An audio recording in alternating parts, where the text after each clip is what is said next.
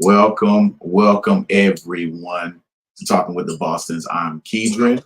And I'm Katura, and we are the Bostons. Yes. Y'all, we're excited. It's been a week since we have talked to you all. Mhm. And last week we had a really great topic. We're getting these topics from a poll that we conducted in our Facebook group page. So if you're watching from YouTube or part of our Facebook family and you are not a part of the Talking with the Bostons Facebook page, and you want to be, join us. you Come can find it on my post, or you can just search Talking with the Bostons on Facebook and you can easily find us. We did a poll because we thought we definitely enjoy talking about certain things. So we figured let's just throw out some ideas of things that we know we have been talking about, wouldn't mind talking about, and let's just see what the viewers and what our friends and family think. And so you all voted, and we are on the second topped voting choice of that poll, which is protecting our marriage. So the first one was parenting styles. If you have not watched that, please go to our YouTube page with the Bostons, subscribe, and then go back and check out that video. That was a longer video because it just got really deep really quick, and we almost cut it off and made a part two, but we were like, you know what, let's just go with the flow. We are in it now. Let's just go however deep we go. These are our people. Let's just keep the conversation going. And that's what we did. So tonight, if you have not voted for any of our topics, you can still go to Talking with the Bostons Facebook page and jump on. I think it's pinned to the top of that page. So you can still vote. This is the second topic, second highest. So next week, we'll be talking about the third highest voted. So if you just want to kind of get a sneak peek into what we could be talking about next, you want to look at topics 3 and 4 and check out how many votes we got there, because we're getting into it. For sure. And I'm super excited about tonight. I am too. For real, for real. Thank y'all for getting on. We see y'all out there. Thank y'all so much for joining. Yes. Super excited. Hey, thank y'all so much for all the birthday wishes and prayers and cash apps. My birthday was this past Thursday on the 24th. And so thank y'all so much for all the love. All the thoughts and prayers, man, that means so much. Thank you, girl. Take it easy. We online. You deserve it. Keedren turned 40. Now he has an older woman. I turned 40 in April. Yes. So I just been waiting for him, the man of God. And now we are both 40 and have been together for 24 years. And it has just been the best thing that's ever happened to me. On top of our children. So we're getting ready to get into a great topic tonight, and we hope you'll go there with us. We really say that we facilitate the conversation, but it's you all who shape it. And so let's just see what happens tonight, because we have some good stuff to talk about. And again, thank you for joining us. We're happy to have you. Get comfortable, because we are, and let's get into it. Let's get into it. So when you think about, protecting our marriage, I think just looking at this topic and thinking about it, and we've been together for a while. We've been married 16 years this year, July 20th, 2007, right? Thinking about over the years, like what it took and what it takes, to keep our marriage protected, because especially in ministry and working. And I think when outside influences, all of that. When I think of protecting our marriage, it's not so much, the first thing doesn't come to making sure that nobody else breaks us up. Like me, the whole let no man put asunder God is joined together, which that is a part of that. That is God's word, and we love it. But it's not just that. There are other factors and other things. Because a lot of times what we have found out, what we've seen over the years, is that it's not always other people that are harmful to the marriage. Sometimes we need to protect ourselves from each other. And that's what I think of first and foremost. Like it's like more introspective. Like I like that. You know what I mean? Because I think, if I do the best that I can to be intentional and to look after you in our home and what, you know what I mean? Like if I do that first, I think that internal shelter, that internal guarding, helps kind of solidified and eliminate some of the outside things. I think so too. We have been a part of a lot of weddings with our friends, and we have witnessed plenty of divorces as well. And those reasons have really varied, but there have been some common themes, that have been to the detriment. And oddly enough, it's not always outside stuff. That's true. Right. It's inside stuff, because we always thought when we got married, we were like, we're going to protect it. We're not going to let outside influences, not family, not friends. If they're not for our marriage, then they're not for us. You can't just be for me. You've got to be for my marriage. You can't just be for Keedren. You've got to be for our marriage. And we just assumed, just based on that one point of scripture, that it would always be outside. And that was just one component. But there were other things that the Bible instructs the husband and the wife to do, because he knew that at the end of the day, at the beginning of the day, it was going to be us. And you say that a lot. At the beginning, at the end of the day, it's us. So are we loving our wives as Christ loved the church? Wives, are we submitting to our husbands as Christ did to the Father? And being willing to give, when not to skip past my responsibility as a man, right? To not only love you as Christ loved the church, but to also be willing to give my life for you. You know what I mean? And so, of course, as I said this before, I would do it, I would do it physically, you know what I mean? Like I would, but also at the same time, there are things in my life that I need to say, okay, no, it's not about me. Like, you know what I mean? Like I need to check myself in certain aspects and say, no, like, you know what I mean? Like, it's not all about what I want for my life. You know what I mean? Especially if it's going to be to a detriment to you or a relationship and things like that, So, not even just to skip past that part, being willing to give my life and doing things to sacrifice in a meaningful way. And even in times that I've done that, the sacrifices have always been worth it. You know what I mean? Like I feel like you lost something, because when we say sacrifice, people might be thinking like, well, you had to give up part of yourself, and I don't want to lose me to gain her or to gain him. But when you say sacrifice, then you say you're looking at yourself. Can you unpack that a little bit more? And I don't feel like I've ever lost myself, like who I am, sacrificing me. You know what I mean? But maybe like I don't want to say a perspective, but I can't think of another way to put it, but like maybe the way I'm looking at things, and sometimes we hold on to our perspective and our point of view. You know what I mean? Sometimes I've had to sacrifice that and say, man, this is not the only way to look at this. You know what I mean? It's not just about how I see things.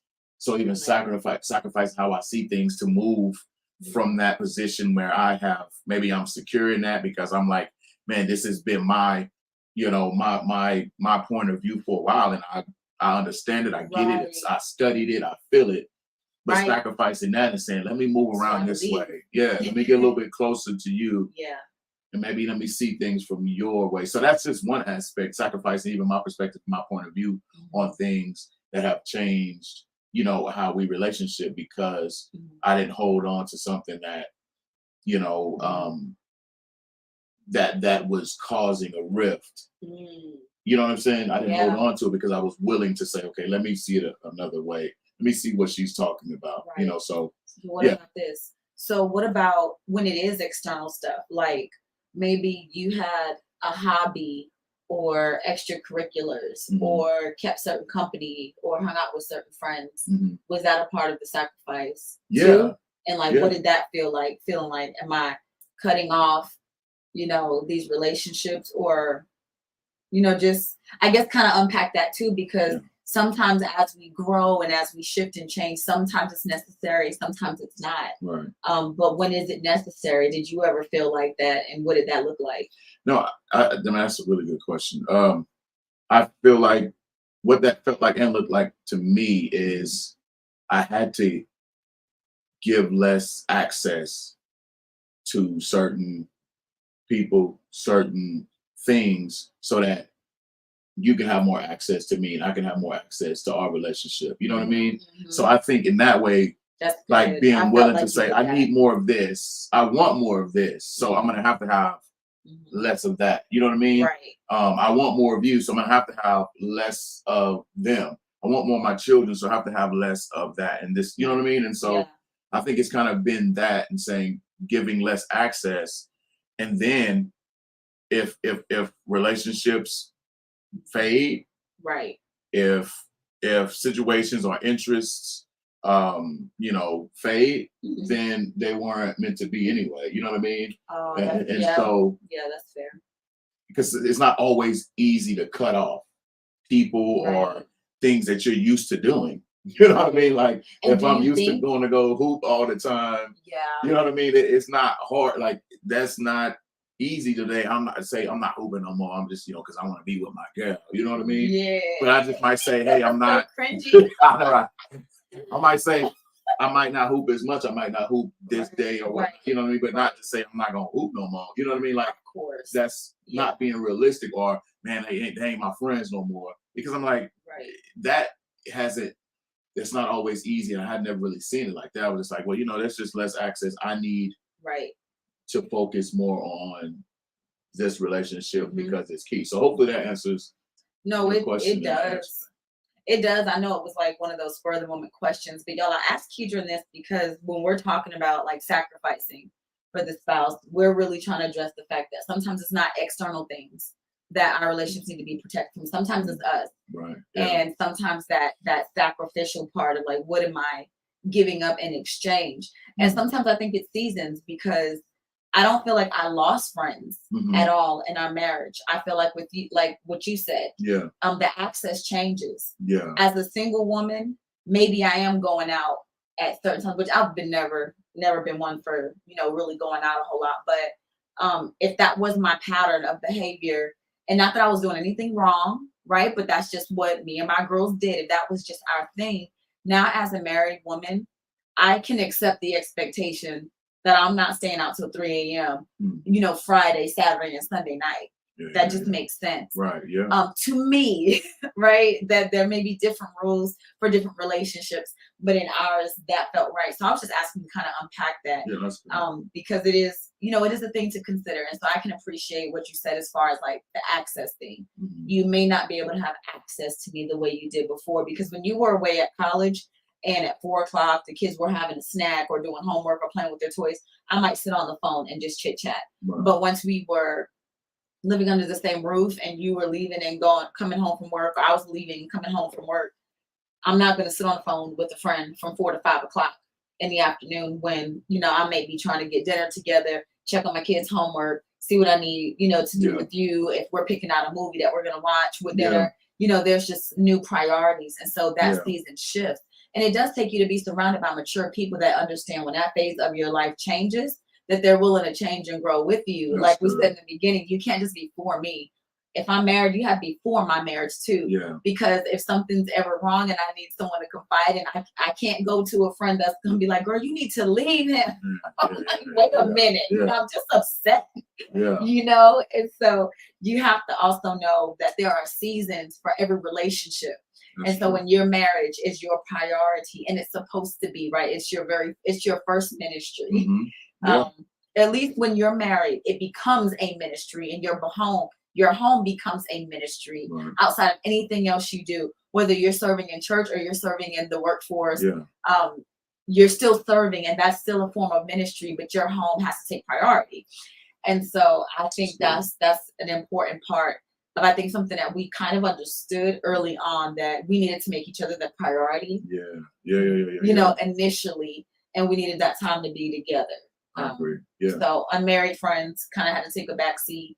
I never made you choose between basketball or video games or writing music or any of that, because also as your wife, a sacrifice for me was saying he gives me really great quality time. When he does give me quality time, and I feel like he's intentional, and I feel like he's loving and kind and caring, and just he's in it. So when he wants to spend time staying up late working on music, or if he was playing video games after work while I was cooking, that never bothered me, I mean, again, different rules for different relationships, Right. but those are not the kind of things that bother me. A man sitting at home on a couch looking, I can look across the room and see him while I'm fixing plates. That didn't bother me, you know. So I think those were just some concessions that we figured out that we needed to make. But when I think about protecting our marriage, and us having this conversation, it did prompt me to look for more information about the state of marriages. That's good. You know, this that's week. key. That's Yeah, key. because we've been a part of watching so many of our friends come together, and there's a lot of reasons. We have some friends where we know it was just not their fault, it wasn't their choosing, they didn't want this, you know, but the spouse that they were joined with made a decision, and just, you know, it was irreconcilable for them.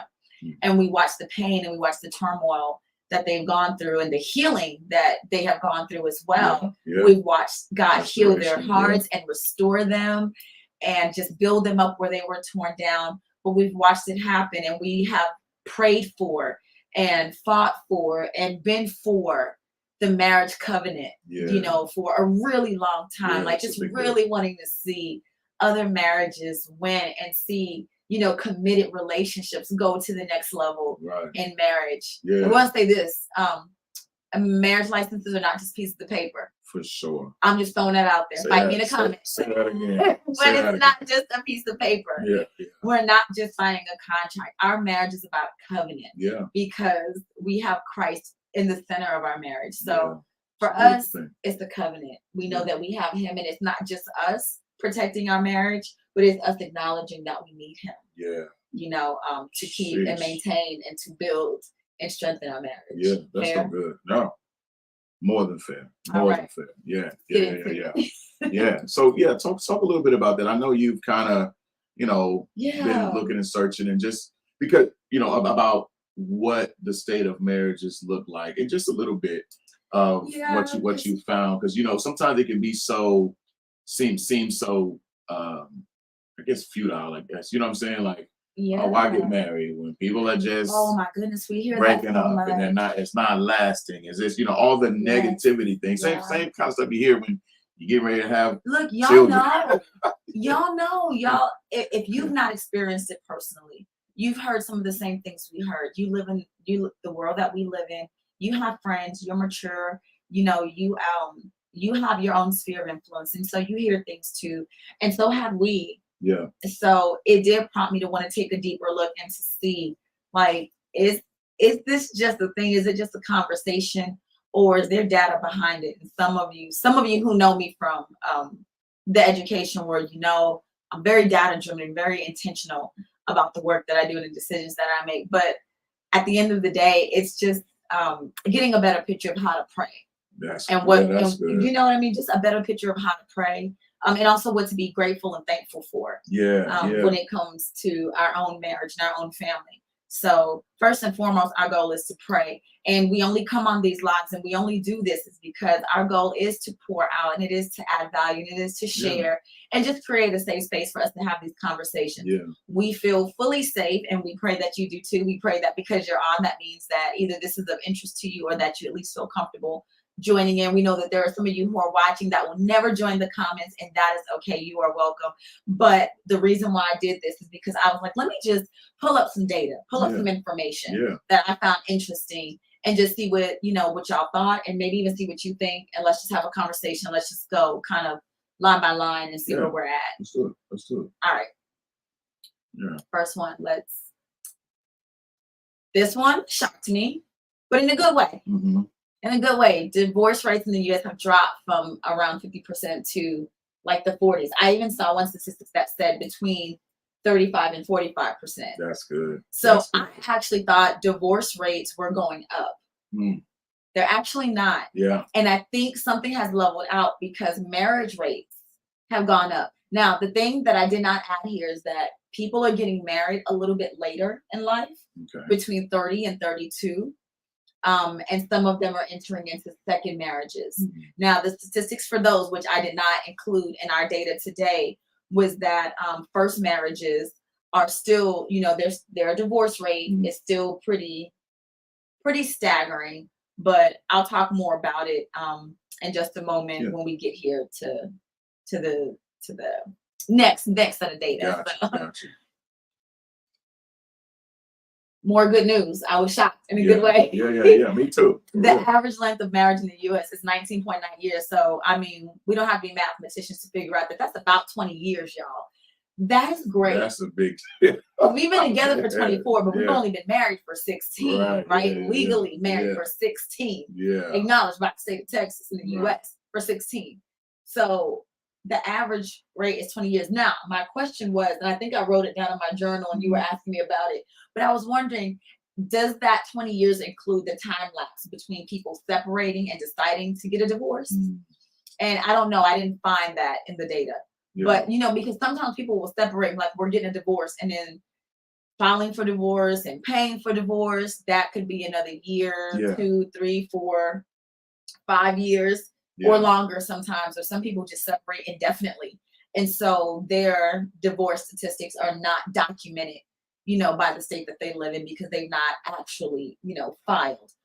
But knowing that people are staying together on average of 20 years, it's higher than I thought. That's what made it good news. But 19 years is still not or 20 years is still not a lifetime. And we know that biblical marriage was intended to last forever. Yeah.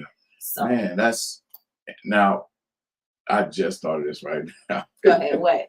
But I'm looking at that and I'm wondering, and you know, just go with me on this. I'm trying. I'm wondering because you see that 19, 20 years. Yeah. I'm wondering how many of those marriages have children involved and say we're going to stay together until the children turn 18, 19, till we get them off to college. You know what I mean? Because we met a family recently that was a decision, and they felt that it was the most responsible thing to do, so as not to disrupt, you know, that new college student's life. And I mean, and that's a whole nother. I think that's a whole nother topic and a whole nother discussion. You know, let us when know if y'all want to talk more about that, because some of y'all may even have experience with that we don't have, because clearly and obviously we are not divorced. We have not been divorced, so we're not proclaiming to be the experts by anything. Y'all know we're experienced in marriage. We're not experts in anything. But that's interesting. That's an interesting point. Just thinking about that, you know, and it will be interesting to talk to some couples about that. But anyway, it's just something that just kind of hit. I was like, man, in the comments, we want to know who you are. Like, what do you think about that? What do you think? You know what I mean? Because, you know, you hear, and I won't get too far off topic, but, you know, you hear, and I know I've heard people say, don't stay together for the kids. You know what I mean? You know, and I know there may be, and there are people who are like, stay together for the kids. Right. Yeah. You lay together, you stay together. You know what I mean? Yeah. And it's been that. I mean, that's been the push in some households and for some families, and then others is like, no, you just take care of your responsibility. You know. But anyway, that's an interesting. You know, I think, you know, it would be interesting to kind of hear. I think so. That, but it just made me think of. Well, I hope any of you who are thinking about that, you know, you message us or shout at us in the comments and just let us know, because you're right. You're right. That's a great point. That's interesting. For sure. But let's look at this next. No. I was gonna say let's get it. Nearly now. I don't know if I was surprised, but I think the percentage was higher than I expected. Like nearly 70% of divorces are initiated by wives. Now, the caveat to this were some of the reasons that I found why divorces were happening and why the wives were initiating it. And there were a few. One of them in particular were that women in today's society have become a lot less tolerant for unacceptable behavior, meaning they're not willing to accept abuse or addiction that's, you know, detrimental to the family or to their well-being and health and safety. Did I say abuse? Infidelity. That's something that nowadays women know that they can go out and they can earn a living and they can take care of themselves, even if it's a little bit harder or even if they've not been in the workforce for a while. The Jimenez Law Firm is one of the places where I got some of this information. And so basically they've done their own data and research because they are divorce attorneys. And so they were kind of digging through some of the reasons why women were asserting that this divorce needed to happen. And so that was one of them, intolerance for bad behavior, essentially. Another one was lack of commitment from their spouse. And so that could have meant a lot of things. Not feeling supported.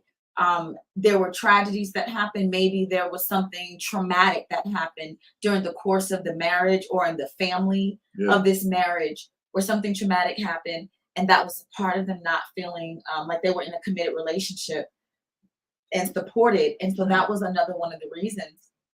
So I really thought that that was interesting. Now, I'm not saying that it's all the husband's fault that the wives are initiating these, but they're saying statistically, wives are initiating divorces more quickly than men. And 50% of women usually are saying they don't want to remarry again, while only 30% of men are saying that they don't want to remarry. And I think that kind of makes sense, because if 70% are initiated by women, then 30% are initiated by men. So the 70% that are divorcing their husbands, sometimes the husbands are not wanting the divorce, and they do want to be married. They probably are, is the bad season of their life. And maybe it wasn't a good fit. Like, honestly, maybe it wasn't a good fit. And they're wanting to get married. Yeah, they're wanting to get remarried at some point. Yeah, sometimes it's just too late. You're in this habit. You're just in it. And I'm thinking, even from some men's perspective, or even as a man, where there may be something that I've missed. And I'm going and going and going, and maybe I didn't take the time to listen. And by the time we get to a point, for sure, like maturity, like you missing things like that. But by the time you get to a point where now I'm finally hearing, it's like you fed up. You know what I mean? And so it's like, well, let's make it work. I want to try my best to make it work. I didn't, maybe I didn't get it. But anyway, that'll bring us to another point later. Yeah. So I think, I want, as we take a kind of a turn in this conversation on the protection of our marriage, and even what that looks like, let's start talking about that, because I think,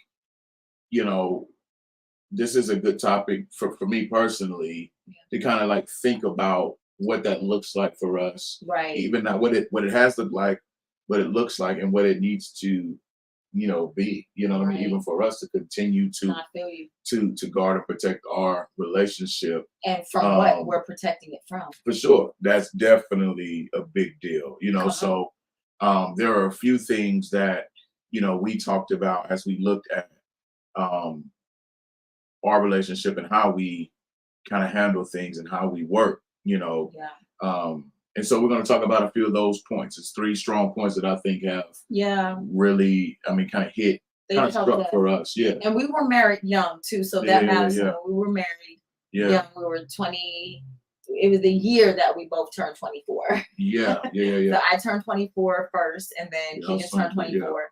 So a month later. A month later, he turned 24. So we were 24 years old, and we were young. And at that point, we had 2 children. So some of the things that I think worked for us, they may work for you. They may help you.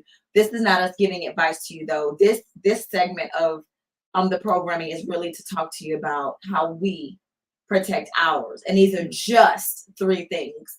It's not limited to these 3 things, but we think these are some pretty big ones, right? Yeah, for sure. Yeah. And even, I'll just say this, like leading up to it, like when I always think about us before marriage, or even me, like personally before marriage, I know I was a different man. I was a different person as far as just how I operated, how I, even treated you, even treated, of course, I always loved you, you know what I mean? Like I knew that we were going to be together, that I wanted to be with you, but it's something about marriage that really, like when you decide and you take that step and like this is it, like there's something so anointed about that. Like, you know what I'm saying? Like there's something, like there's an anointing on that. You know what I'm saying? On that, yes, on that I do. You know what I mean?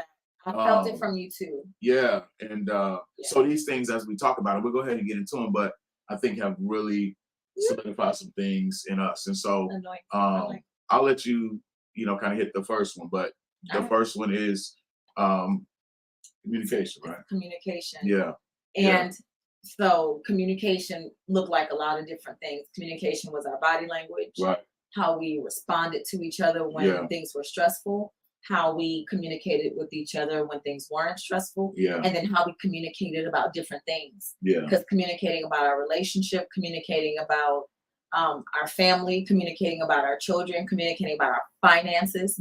Those were like all different categories, and they evoke different emotions. For sure. And so managing how we communicated was important. And so we didn't manage it initially. We had to learn and grow. Yeah, that's what I wanted to talk about too, right? Because this is not something that's automatic. Like, no. You know what I mean? And so what do you think that looked like? What do you think communication looked like for us, at the beginning of our marriage? Because just for some context, I think I graduated. Let me see. Well, we got married in 2007. Yeah. I graduated from Texas A&M in 2009 in the spring. So there were 2 years while we were married. I was at least one and a half strong years. Yeah, where you were still where I was still away in college during our marriage. But how do you feel like communication for us, started, and maybe how it evolved, to a point where, it got better or, more effective? I'm glad you asked me that. I almost don't know if I want to even talk to y'all about this. Hold on. Yeah, it's a great question. Let me think. Let me look at y'all. Okay. So I had to grow up, I think, in that area, because you being away caused me to feel a little bit vulnerable and a little bit more needy. Less when we were married than before we were married, because then I was like, I got everything to lose. Like, he could meet somebody else, and they trick him into biting the apple, and he's there was this more at stake. When we were married, though, I had to get used to knowing that, yes, we're married, but he still has an obligation to fulfill. And there was a side of me like, I knew that, and I wanted that. I wanted that for you. I was rooting for you, cheering you on. I wanted you to do it. I wanted you to finish strong. But I didn't like not having access to you when I wanted to. And I didn't like if I called and I missed you, or texted you and you didn't get back to me right away, because I was in a position where I was the one at home, and I felt like, with you being away at school and working, that you were living the life and I was sacrificing a life. Yeah. And I had to really grow up, and it didn't take very long, thank goodness, but it was a thing. Like, so it made our conversations more intense at times, because when you're away and you disagree, or you're away and you have an argument about something, it feels that much more intensified. Yeah. Because we have to find some type of resolve on that phone, maybe in that phone call, or maybe just before the end of the night. Like, you hope, best case scenario, at least before the end of the night, depending on what time it is, And so I had to really come to terms with that and like kind of grow up. And I think that's what a part of the early stages of our marriage taught me. Now, granted, we were together for, at least 7 years before we got married. But something shifted when we got married, and I knew I had to grow up in the area of communication. And I knew I could not be like a child with a temper tantrum whenever you could answer my phone call or return a text right away. Like right now, this being left on red stuff, it matters. Like, that's kind of what it was then. And I'm like, this man is at work.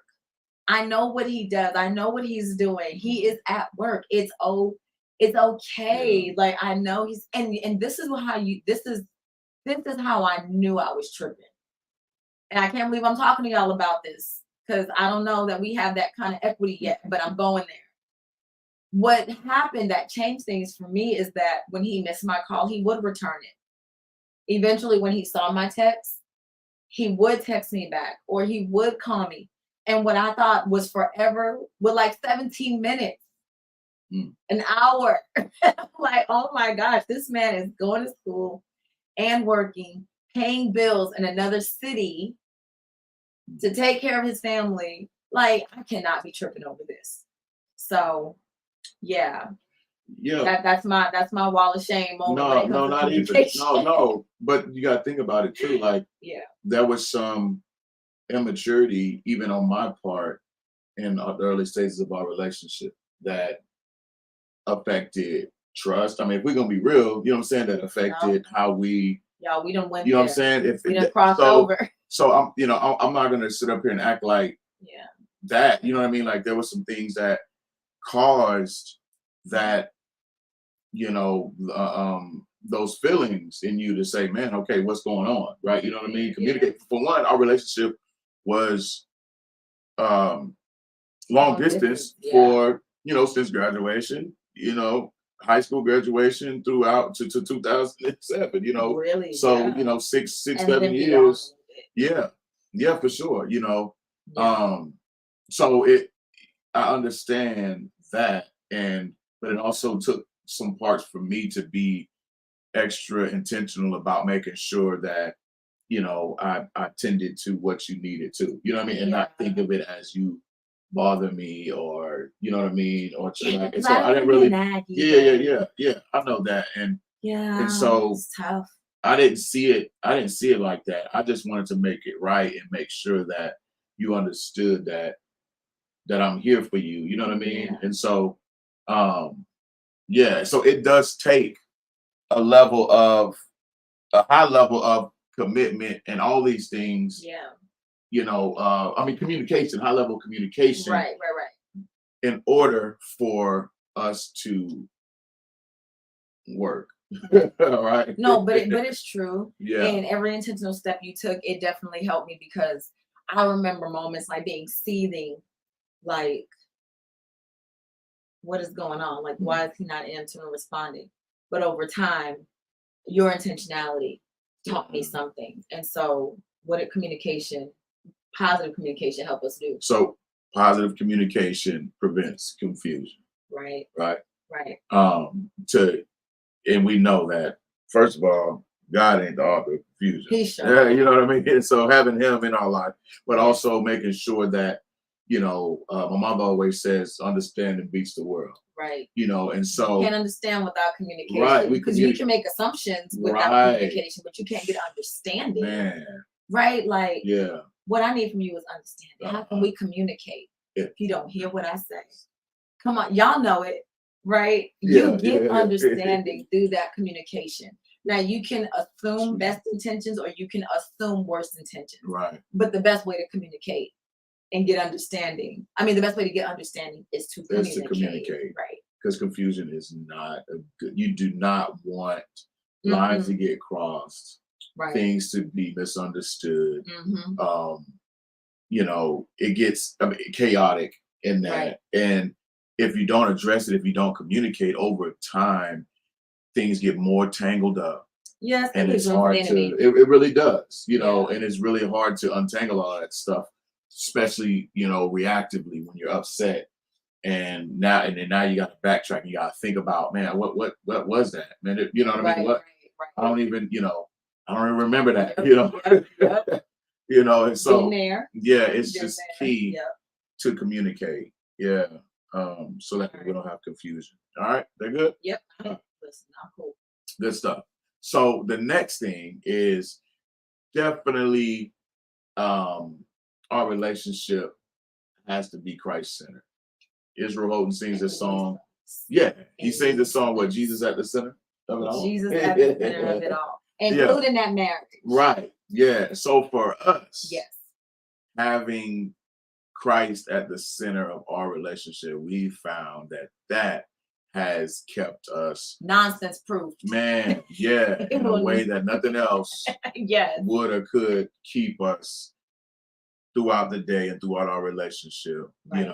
Having, and then it's definitely personal, right? Because we definitely both have to have our personal relationships with Christ. We have to have that. Like, she needs to have that personal relationship, because That's at the end right. of the day, at the end of it all, right, we're gonna be face to face with our Lord and Savior. Right. You know, and so when we are building and connecting with Him and committed individually, then it makes it definitely easy for us, because I respect her relationship with the Lord. You know what I mean? I respect the time that she needs to spend and wants to be intentional with connecting and strengthening her relationship with Jesus. Right. We do it There's together. No jealousy there. Right. Yeah. And that might not sound like a thing. Yeah. But I definitely knew a couple years ago where this wife prayed for her husband to get saved and to come closer to Christ. Would talk to me. We're praying for this husband. Outside influences, like, God, just show me how to be a better wife. Bring him closer to you. As I honor him, God, just bring him closer to you. You said the wife can sanctify, or one spouse can sanctify the other spouse. And as this man got closer and closer to Christ and got more involved, I watched her become jealous of his relationship with God. Now he thinks he knows more. And now, I think he was starting to operate in like his prophetic gifting, intercession, wanting to go to prayer and to different things throughout the week. And then she felt like, oh, he's overdoing it. And it's coming between us. And it was like, these are all the things that you prayed for. So when you just mentioned like honoring the fact that I do have a growing relationship with God, and me honoring the fact that you do have a growing relationship with God, and there is 100% understanding there. Even we even encourage that. Yeah, no, I want right? to see It's that. encouraged. Yeah. We want to see that in each I other. want to see you grow in that way. But it's a That's problem key. when it's not. Yeah. And so part of that Christ-centered relationship for us, it has also, when Christ is at the center and we're surrounding this marriage thing, like we're saying it's the three of us. This is the three-chord relationship here. Right. It has also protected us against outside influences, because we know, if you did not watch from the beginning, we talked about how, yes, there are outside influences, right? Let no man put us under what God has joined together. And we think of that external, but sometimes there are internal things. So we did discuss some of the internal things that could come in between that. But externally, that there are some issues that can come into a relationship, and it can cause an implosion on the inside. Family, friends, again, people that maybe are for me but not for my marriage. I am not going to entertain or hold on to relationships with people that are for me but not for my marriage. Yeah, no, that's real. Yeah. That think that they can talk badly about my husband or belittle anything that he does or critique or criticize anything that he does, because we're one. Yeah. Right. Yeah. And so that's important. The other important thing is to make sure that you don't open the door to that. Sometimes we open the door for this criticism and this critique and these opinions by offering the invitation of the conversation period, where one day you're upset and you're having a conversation with your best friend, right? The best friend that you knew before you met him, even the best friend from your childhood, and you know that friend longer than him. So this is your best friend in the world. And of course, I should be able to tell them anything, right? Hallmark. That's what we think, right? Yeah, Hallmark story. Yes, we think we should be able to tell them anything, not realizing that wisdom would inform us that our friends can't unknow, unthink, or unfeel what they feel when they hear from their loved one hurt, disappointment, or anything in that realm, right? Bad behavior or just misunderstanding even. And sometimes when you're talking about it, you don't even know that there's a misunderstanding. You're upset and you get on your phone right away. It's not even until you have a conversation later and you realize it was a misunderstanding. Now you are reconciling with your spouse. Y'all are good. But then your friend is texting you like, what you say? What he say? What kind of lie did he come up with? What kind of lie did they tell you? Did you catch him? Did you give him the what for? And who's, who done it? And you're like, oh, snap. I forgot. I got to make that right now, because now I have invited this feeling and this conversation just by me initiating it, by you initiating it. So we have to be mindful of that. And the same thing goes for family. Yeah. This is not me saying don't talk to your friends about things. This is me saying don't talk to friends if they're not for your marriage. Yeah. You have to know that you're mature enough to talk about your feelings without dogging out your spouse Yeah. to this friend. And they have to be mature enough to be your friend, to listen to you with compassion and empathy, right? And because they're for your marriage, they want to see it resolved. They want to see it reconciled. And they understand that these are normal things that occur in marriage. So they're not going to add fuel to the fire. Mm-hmm. They're going to be a listening ear and comfort you. And when you come back to them and say, friend, it was a misunderstanding, or maybe I was tripping, or maybe even be the friend to tell you when they're listening to you that you were tripping. Sure. Do you have friends and family like that? Yeah. That will help course correct you so that you don't go too far in your emotions. But if they're willing to just go straight, and I'm not talking about this person, man or woman, punched you in your eye. That's not a misunderstanding. That happened. I'm not talking about they kicked you when you were down, they slashed your tires. I'm not talking about worst case scenario extremes. I'm talking about real misunderstandings that really should stay between you and your spouse, especially in the early stages.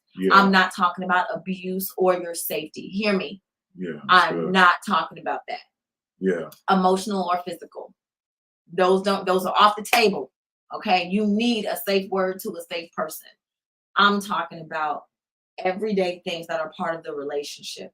And then a friend that really loves you will recognize that and they'll be that friend to you. If you have a friend that's willing to slash and slander and tear down your spouse, when you come to yourself, you need to remember that. Yeah, especially for every little thing. Oh my goodness. When it's, right? Yeah. And family too. Man. There are certain people that I remember working one of my first jobs, and I was having an issue at this job, and I really felt that like this boss, and I think I told you a little bit about it, but I felt like this boss was really, he was biased. He hired me, but he had some biases. And he accused me of doing several things wrong that was found out later that he was wrong about. Now, thankfully, by the third time he slipped up, I think he thought I was going to quit because I was mad this time. I was working at a Christian bookstore, and there was a time when, we had a store discount. And if we had gotten recognized and we were able to use our store discount, we were able to use our highest level store discount for whatever we wanted in the store. So there was this bracelet that I thought was beautiful. At the time, it might have been $79. And with my discount, it was, slashed nearly in half. And I wanted to give it to my mom. It was an Austrian crystal bracelet. And I was like, I've never even heard of this. And nobody had ever come into the bookstore and bought it. People always would just admire it. Can you take it out of the case? May I look at it? May I hold it? May I feel it? Where did it come from? And I would talk to people about it. And I just been admiring from afar. And so I had an opportunity to get it. The price was slashed in half. And I wanted to get it. And I got it from my mom as a gift. And he accused me of taking a double discount off the wholesale price of it. My discount was supposed to be off the retail price of it. It was. But he accused me of getting a discount off the wholesale price, would have meant that I got an even bigger discount because we know that retail is marked up from wholesale. Well, he went back into the system and he was determined that he would prove me wrong, and found out that he was wrong. He even had another colleague of mine help him go back into the system and look through, the registry notes just to see. And it was confirmed that I had not. The next time, it was the same thing with the Bible. I had a family discount, and I got a Bible and got it imprinted for my parents at the time, my mom and her second husband. And they were pastors at the time. It was a really nice Bible. And they got the family discount. They didn't get my discount, which was maybe 10% more. I gave them the 30% discount that they were allowed to have. Well, he accused me of giving my personal discount, did the same thing. I went home that night. He's calling me. He's not talking to me ugly, but what he's saying is really it's insinuating that I'm a thief and that I'm not being honest with him even about, how the discount worked out. Well, again, turns out they did have the appropriate discount and I was telling the truth. I knew this was happening. By the time it happened a third time, I was livid. I was like, I'm so done with this. And like, I work all these hours. I have 2 jobs. I'm in college. I have a child. I don't have time for this. I don't steal. I'm not a thief. And I think I might have been ready to quit because I could have went back to my old job, go back to Office Depot. It was a good job, nice people. But I think he knew that day that I was that annoyed, and he came back to me and he said, "My bad." And I said, "Really, my bad?" I said, "I accept your apology," but had to apologize because of some assumptions. And where was I going with this? My point was that there are times when you can't tell everybody that you care about when things, negatively happen in your life. Yeah. I wanted to tell my mom so bad what had happened all them times, but I knew she would have marched herself up there and gave me the what for. But the truth was, I needed to be mature, and I needed to handle it like a mature young adult, working a job. These things happen. I handled myself well, but I knew that they would lose all business at that store because my family became, regular customers of that store because, again, they were pastors. So when they wanted communion, when they wanted Bibles and things to give away and journals and music, everything was there. So they were purchasing things. I was always purchasing things. I was buying all the VeggieTale DVDs for my kids, and little Bibles and journals and devotionals and everything. I spent my check a lot of the times in that store. And so, but I knew I could not tell my mom. Why? Because she loved me and she didn't really care. She liked him as far as she knew things were going well. Yeah. This manager was fine with her as long as things were going well. So this was just me using a non-relationship, personal relationship or intimate relationship as an example of how sometimes you have to know who you can share certain things with. Now, after I left that job, I did share with my mom, and she was proud of the way I had handled things. But also, she mentioned exactly what I knew. She said this out of her mouth: "You lucky I didn't know this when you were still working there, because I'd have been up there so fast." And that's what I knew. That's what I knew. And I was trying to maintain that, I was trying to maintain the integrity of that relationship and just be responsible. So that about outside influences in your relationship. That's a part of protecting it. Sometimes protecting your relationship is protecting the feelings and emotions of people surrounding your relationship so that they don't make decisions that cause you to either cause a disruption in your relationship, or for you to have to disrupt your relationship with them, because I'll play about him. So same. Yeah. And so, what that looks like for me is really taking it to Jesus. Man. Like being prayerful. God, how do I need to I love that. treat her?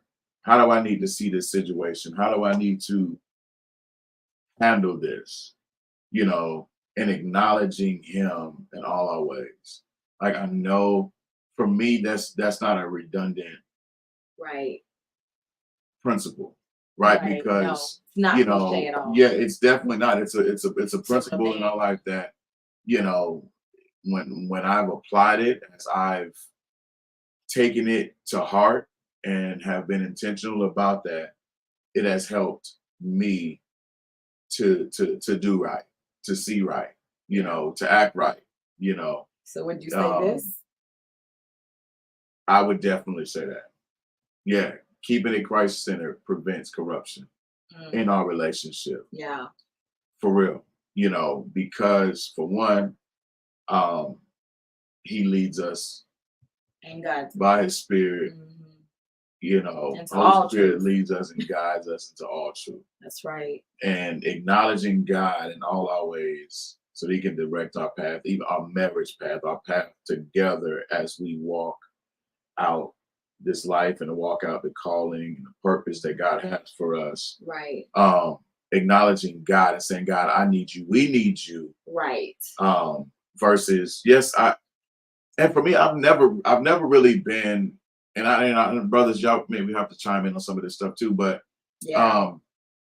I've never really been the type to talk to other brothers about my marriage and my wife if we have issues. Like I don't really, you know what I mean, if we're working something out, you know. I don't know, that just hasn't I do have one friend. Yeah, I mean, but I'm you just texted saying, me me right as, She texted me right away on perspective. yeah, I mean, I think Older me friend. just, I got you, yeah. Yeah. And I don't say that it's never happened, but I don't know. That just hasn't been my go-to. Right. You know what I mean? Yeah. Because I think I always say that, you know, I've been saved for 16 years, even though I've known the Lord, you know, longer than that. But I always The say length of our marriage. that I legit got saved when I said I do, and I got into alignment with God in that way, and came into covenant with, you know, with you.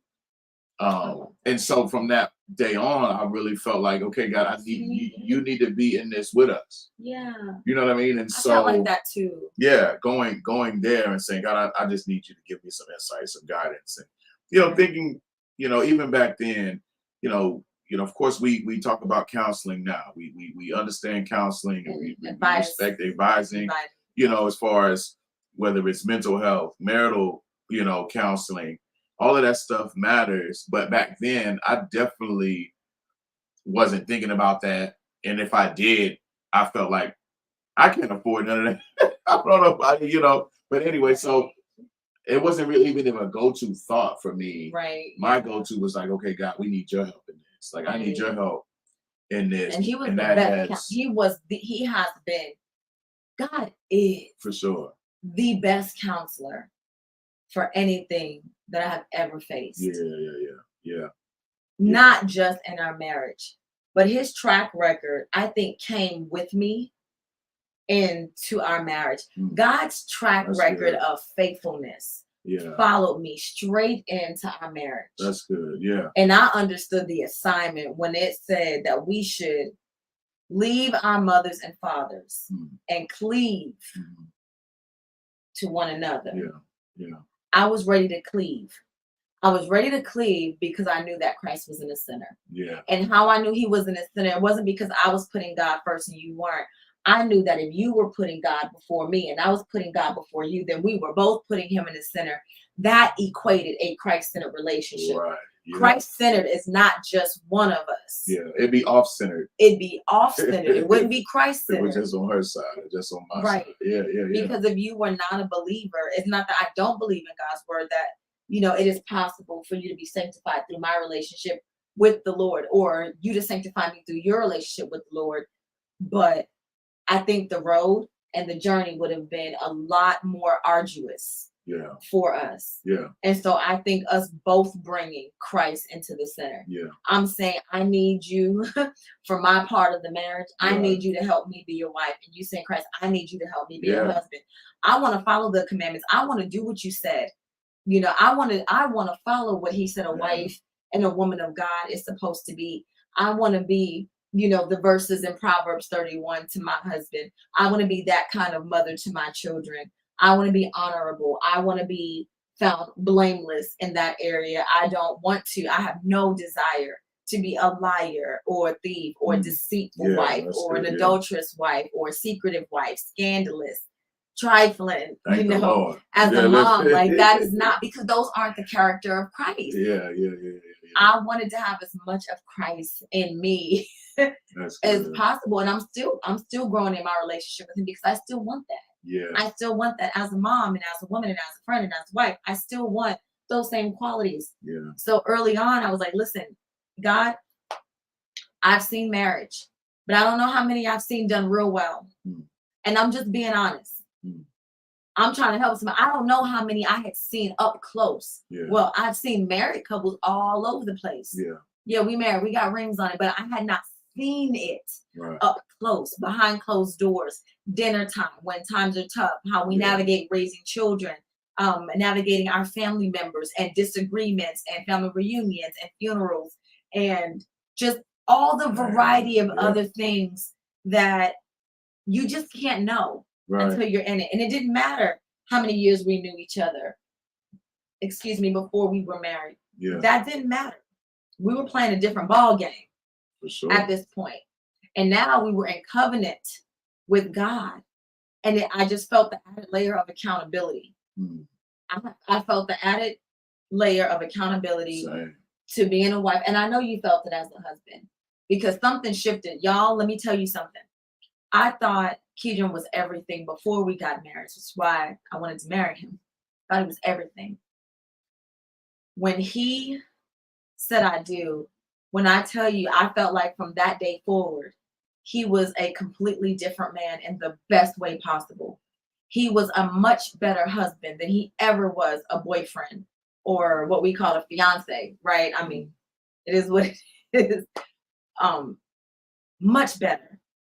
And I mean quality wise, because I knew just before that point that he had totally surrendered to God. Yeah, and I couldn't ask for anything else. Yeah, no, that's praise God for that.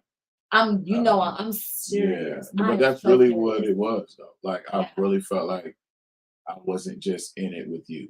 Yeah. Like I was in covenant with you, Amen. but also, God did this. You know what I'm saying? God with God's step. It was like, okay, God, I definitely got to step up, and but I wanted to. You know what I'm saying? Well, to honor God. I could tell.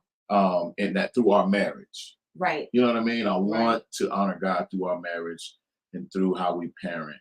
And that has truly prevented corruption because of God's anointing and the covenant between us and God in that way. That's so good. Yeah, so for us, definitely keeping in Christ and keeping Christ at the center and acknowledging him, praying and trusting him and seeking his face and being intentional about saying, God, like, I need to hear from you. I pray often for God to help me be the husband that she needs. I know. The father that my children need. You know what I mean? I know. I can tell.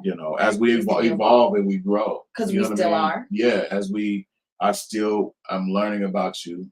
Of course, we're still learning about our children. Okay, thanks.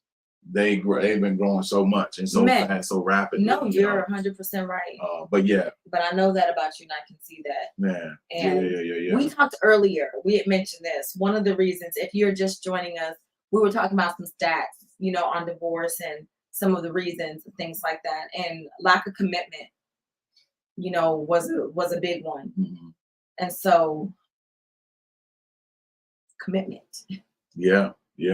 Being committed.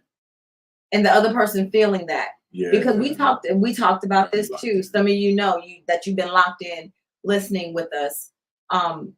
Commitment is something you feel and then you do. And it's something that you do and you feel. Yeah. It's very tangible. Yeah, there's a dedication to it. Right. Too. Yeah. It's not just an idea of being committed. Like, committed to what? Mm-hmm. If I say I'm committed to my husband and I'm committed to this marriage, what am I committed to doing? Mm-hmm. Because commitment is like love. It becomes a verb. It becomes an action item. Yeah. It's not just enough to say I'm committed to you. Mm-hmm. Like I'm committed to you. Right. Yeah, but sometimes I chat online with other people, males. That don't see at that point. The first thing, it just hit different. Right. Like, no, I'm committed to you. I married you. But sometimes I have conversations over here on the side. Yeah. So at that point, your action just nullifies this idea of commitment. That's why commitment has to go beyond just an idea, just an abstract idea to something very concrete. Do I feel your commitment? Right. Yeah. Do I know? That'll be felt. Do I know? Do I feel? Can I trust? Do I believe that even in my absence, you're committed? Yeah. When I'm present, do I feel this level of commitment? Are you committed to my vision? Are you committed to my health? Are you committed to my needs emotionally, physically? Are you committed to helping, supporting, encouraging, praying for me? Committed to what? And what does it look like? Man, yeah. We've got to do something, because a lot of these words get thrown out. Like, it's so easy on TikTok for people to be like, 3 things to nonsense-proof your marriage. Number 1, communication. Number 2, be Christ-centered. Number 3, commitment. It's like, that is for the birds. Keep that 15 seconds and let's get real. Mm. Let's get real. Yeah. We're real people and doing real relationship in real life. Yeah. It's important that we really start to define these words that we throw around and what they really mean and what we're willing to do, because a commitment, when I'm committed to something, I wish I could pull up the definition on my phone, but I'm all in to whatever that means, to whoever I mean it to, for however long that season is. Mm-hmm. Because my commitment in general, the overall, right, is always there. I'm gonna love you forever. Yeah. But sometimes you need my commitment to your vision for a project. Sometimes you need my commitment to a vision. My commitment to praying for you and being an emotional support when you're going through something traumatic. Yeah. Sometimes I need that if I'm going through something traumatic. I need you to be committed to my emotional well-being in a way that I did not need you yesterday. Yeah. Yesterday you could just say, Couture, are you good? And I said, oh yeah, I'm good. Thank you. We're good. But today something traumatic has happened. Yeah. And so I need you different. If I say I'm okay, I need you to know when I'm not. Are you committing to staying close enough, to praying, to digging a little deeper? Yeah. No, there's levels to Right? that commitment thing. There's so many, there's levels to that. You're absolutely right. Yeah. Well, I like that. I like that. And so what do you feel like commitment does when we look at that, right? Yeah. So commitment promotes consistency. Yep. And consistency promotes trust. Man, right. And that's key. That is key in marriage and relationships. Is behavior over time. Right. Yeah. So it is key in marriage and relationships. Right. Consistency. Yeah. That's really commitment or any behavior for sure over time. So commitment is a behavior because consistency is anything done over a period of time, which means I can count on it. Right. Consistency, I can count on you. I can count on your commitment. So no matter what season I'm in, no matter what I'm going through, like right now, I know that I can count on you. I know that you're committed to me. For sure. And I know that because your track record is good, your consistency to commitment over time has allowed me to trust you. Vice versa. So I know that no matter what I go through, no matter what I'm feeling, whether it's temporary, usually feelings are always temporary, but whether or not it's out of the blue, or it's something that I have to deal with long term, it's health, family, friends, frustration, whatever it could be.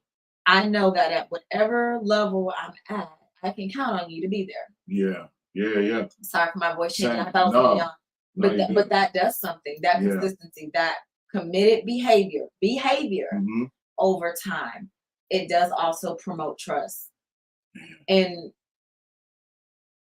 it's like you say this, trust is earned in drops and it's lost in buckets. Yeah.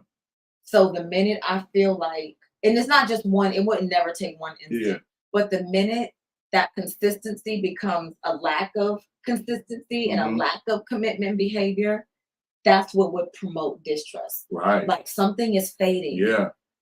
Distrust and disruption too. You know what I mean? Which, especially when you're counting on someone, when you know that have been, but they've been consistent. Right. And it's just like, what happened in this area right here? What happened right here? Because I was used to getting that, I was from you. Right. But what happened with that? You know what I mean? Great question.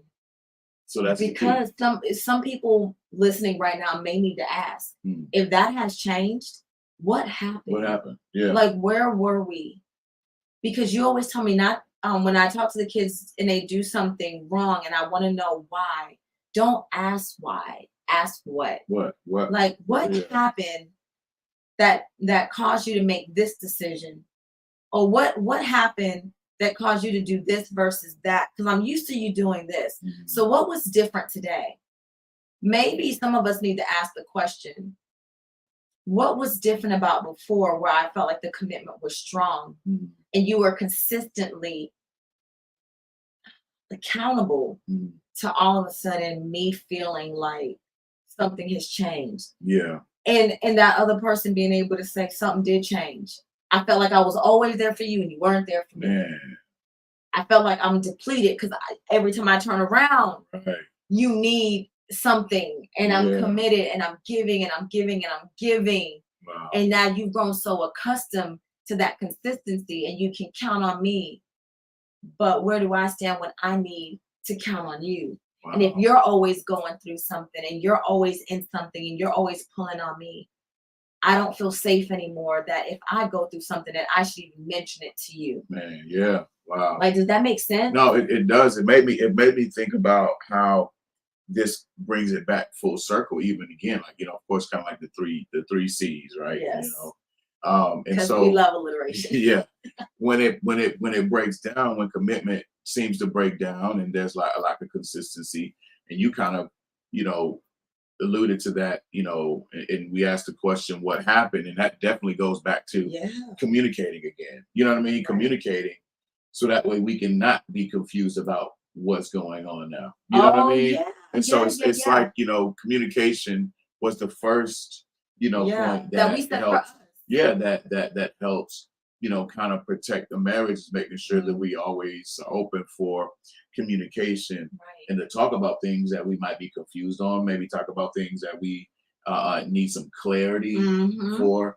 You know, communication is key, and not being, you know, and having some courage to communicate. Having courage to communicate is important, because sometimes you don't want to be a bother. You know, as a man, I mean, I don't want to be like, you know, complaining, you know, and then as a woman, you may feel like I don't want to nag, you know what I mean? And then personally, we're both knowing that we need to communicate, but it takes a little courage, you know, in the face of feeling like a complainer as a man, you know, or like a nag.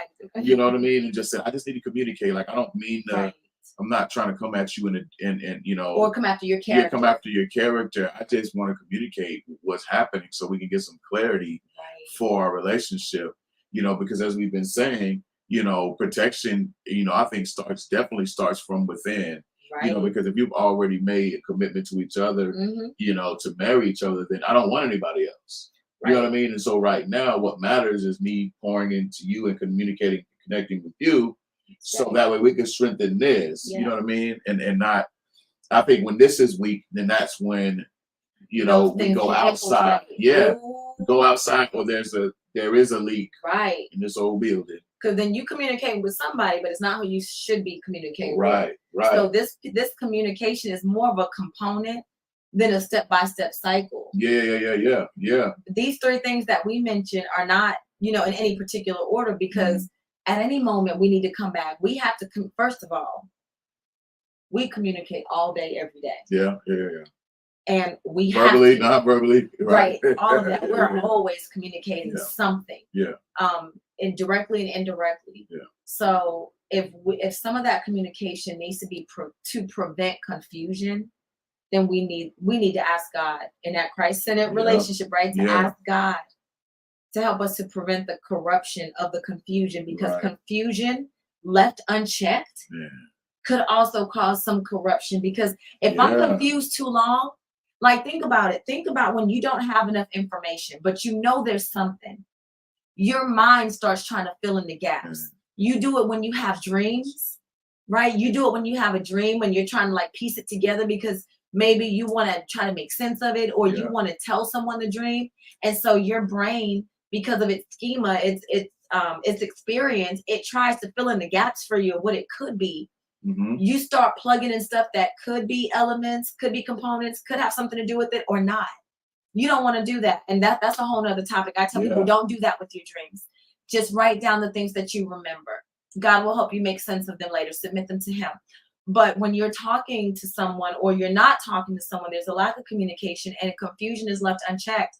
Your brain will do what it's wired to do, which is to help you to survive emotionally. Your brain, your mind, your emotions are trying to survive so that you don't go crazy. And so to do that, it will try to rationalize what it's experiencing. And it will do that in the form of assumptions. Because remember, assumptions can be positive or negative. Right. You can assume good or you can assume bad. It just depends on where you are. But even positive assumptions are filling in the gap for what may or may not be there. That's how you can send mixed signals and have someone thinking that you like them and you don't. Right. Because they're filling in the gap. They like you. So if you do something nice, they're assuming that that means that you share the same interest in them romantically. So they're assuming something positive, but without the communication of you flat out saying, I'm sorry, I'm not interested, they're going to assume something positive and that you feel the way they feel. So whether it's positive or negative, confusion leaves you to assume. If I'm confused about your feelings, but I like you and you do something nice, I might assume you like me back and could be wrong. I'm doomed to get my heart broken. I could be confused about the way you felt about something, but you're really upset and I think that you're fine. And so I'm confused about it. So I may assume that, well, then they must be fine. They said they were fine. We went out to eat after that. We went to the movies. They said they were fine. But now they're ghosting me. They won't answer my phone calls or my texts. And now I'm really confused. So now I'm trying to fill in the gaps once again. What happened? Was it the movie? Was it because I chose the restaurant and not them? Or was it because that thing I had said before that they said they were fine about, were they really not fine? You see that? Yeah, man. So confusion left unchecked will lead you to assumptions that could be bad either way. They're gonna be bad for somebody. Yeah. So being Christ-centered and saying, I'm gonna disrupt confusion and I'm gonna prevent corruption. Yeah. That's good. That's good. I love it. That was a lot. Yeah. That did something different to me. Jesus. Thank you, Holy Spirit. You just don't. These things are good reminders. Like, I don't want to do that. No. I don't want my brain to go into survival mode because it happens with and without us. Yeah. No, that's you know what I'm saying? Like, it happens really quick. For sure. Yeah. No, I like this. This was a great conversation. Yeah. A great talk, a great reminder. We hope that we added some value, during the time that you've shared with us. Thank you so much for joining us. It's so important for us to continue to build with each other, to be intentional about how we connect, to be intentional about how we communicate. And I'm saying this even to you first and foremost, you know what I mean? For us to stay consistent with how we communicate, how we acknowledge God. And then, of course, being consistent and staying committed to build each other up, being committed to support each other in and out of season. Yeah, I feel like that's something that, you deserve. And I feel like that's something that, you do too. Thank you. Y'all hear him? Yeah. He said it's something I deserve. So definitely. That's sweet. Thank you. For sure. No, I've always kind of, especially once I started realizing this. Let me look at you. Okay. No, but you're God's daughter. Yes, and you're God's right. Daughter. And so you have a purpose. You have God has a plan for your life. Yeah. And I don't want to hinder that, Same. And I know that He's brought us together for a purpose. Yep. For us to work together, to serve together, to live together. We're raising these babies, they're not babies anymore, but and so it's important for us to protect what we have. That's right. And to let no man put it asunder. So if you think about that, there is some protection that's involved in that, Yep. And so as long as we communicate, I feel like that's something that you will keep away confusion. Absolutely. 100%. We keep Christ in the center. Always. Acknowledge Him. We'll keep away corruption. That's right. And we stay committed to each other and to God's will and purpose for our life. And that will keep us consistent. And I think that that's key, And so as for you all and your relationships, just continue to be intentional. Yep. And not be afraid to have conversations about how you feel about how things are going, good or bad. Even when things are going well, it's good to communicate that and share. Hey, this, I'm grateful for what's happening right now in this relationship. Right. I'm grateful for what's happening right now, in our lives as we are partnering together. And so we just pray that y'all have fruitful relationships, that you have a fruitful marriage. That if you're married, and and even if you're on your way to get married, maybe right. the potential that's there, right. that God will give you discernment and wisdom and order your steps and even your thoughts in this season of your life. But we're grateful for your time and your attention. Yeah. Thank y'all so much for tuning in. Yeah, thanks for joining us. Say it again. I think we do. Let's check out the comment. Yeah. Ms. Alicia Johnson, thank you so much. We appreciate you for tuning in. Yeah. Glad you have listened. Glad you've been here with us. We so much appreciate you. We love the Johnson family. Y'all are outstanding. Yes, y'all really are. Yeah. Any final thoughts before we? Yeah, no, some of you have watched and you tuned in and you know that we are married, you know that we have children, and these are things that we talk about. And some of you are not married or don't have children and you still tune in, you still support. We appreciate you. For sure. It does mean a lot to us, and it means that you value what we have to share. We know that we talk about relationships. Parenting is a relationship between us and our kids. Mm-hmm. Marriage is a relationship between myself and my husband, between us. But relationships are the longest thing we'll ever do. Right. So even in other relationships in your life, if you can use any of this, we encourage you to do so.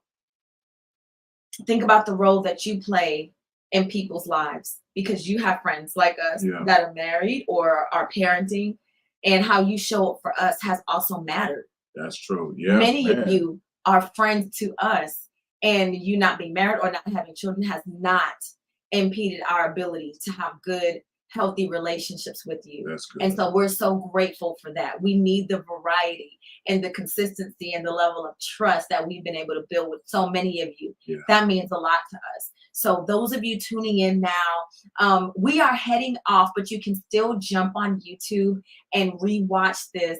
Please subscribe if you're not already subscribed. Comment, talk to us. We did ask a few questions because we wanted to get a little bit more feedback. I'm not going to give you a hint on any of the questions right now. But if you go watch, there were some things that kind of stumped us. And we were like, we need to get some help from our audience. We need to talk to our friends and see what they're thinking. Yeah. So we would love to hear what you all have to share about that. So on our way out, let's say some goodbyes. Oh, there she is. There, my friend Kanisha finally watched. Thank you for having this type of platform. Oh, sweet friend, I love you so much, and I appreciate you. We are grateful that we even have a platform to build. Sure. We could have made a page, but without all of our friends and family joining and saying we believe in what the Bostons have to share, it wouldn't be anything. It would just be another empty Facebook page. So thank you. And I'm looking forward to seeing you again soon. We've got to make that happen. I know you're in another state, but we've got to make it happen. Yeah. And Miss Diane, our birthday girl, thank you. She says, awesome conversation. My hat's off to you both. Thank you. Miss Diane, we love you. We honor and we love you. Our hat is off to you. You are one of the greatest, most inspirational women I know. Your story, your testimony, your love, your life, just everything about you was just dope, Miss Diane. Okay. So thank you for that. And we have some other friends who have been watching. We saw our friend Kevin Jackson, Yasmin, Latasha, Mary, Beatrice. Thank you so much. If we've missed anyone, it's just because we can't see everyone. I'm calling from mine. But thank y'all. Y'all help make this platform great and our conversations even better. So again, we're heading out. But if you want to see this full episode, please go to YouTube and subscribe. Go by and like it. It just tells YouTube that we're not creating trash, that we're not just people dumping stuff. We know people can dump whatever we want and we're not judging. But this does let those other platforms know that there are people out there that value what we have. And if you've already subscribed and you're already a part of the Talking with the Bostons Facebook page, thank you. There's nothing else for you to do. Just keep liking and sharing and talking with us, giving us feedback, praying for us, encouraging us. That's really all we can ask for, and that doesn't cost a thing. So if you're willing to do that, listen, you got a friend in us forever and always. Most definitely. Thank y'all so much. And we'll continue to talk in the Facebook group. Yep. Continue to have conversations. And we're super excited about what we got coming up. So we're going to continue to grow. Ooh. And we hope y'all will grow with us and go with us. Come on now. And so, this is love. This is I always love lovely. doing this. So I know. y'all have a great night. We pray y'all have an outstanding week, yes, day, in Jesus' name. evening, wherever you are in the world when you're watching this. That's okay? right. That's right. But we appreciate y'all, and we hope you have an outstanding What? Night? time. You don't know what time you're watching. So Yeah. have an outstanding the rest of The your rest day of your day. and week. And we will see you all back next Sunday, 7 p.m. Central. Thank you for talking with the Bostons. Bye, y'all.